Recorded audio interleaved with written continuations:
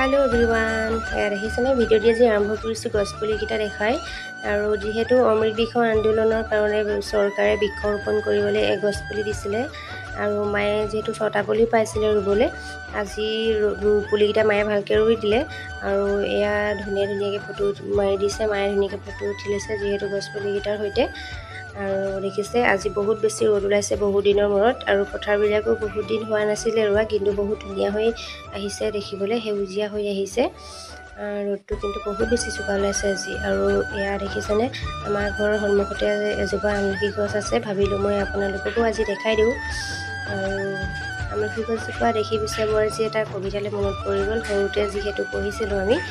বোলে সেই ভাল পালোঁ ৰঘুনা তুমি মোক পুতেৰাৰ বিয়ালৈ মাতিলা পিছে ৰভাখন দিবলৈকে আমলখি গছজোপা কিয়নো পাতিলা পিছে আমাৰ ভণ্টিৰ বিয়া হৈ গ'ল দেই তথাপিতো কিন্তু ৰভা দিবৰ কাৰণে আমলখি গছজোপা কাটিব লগা নহ'ল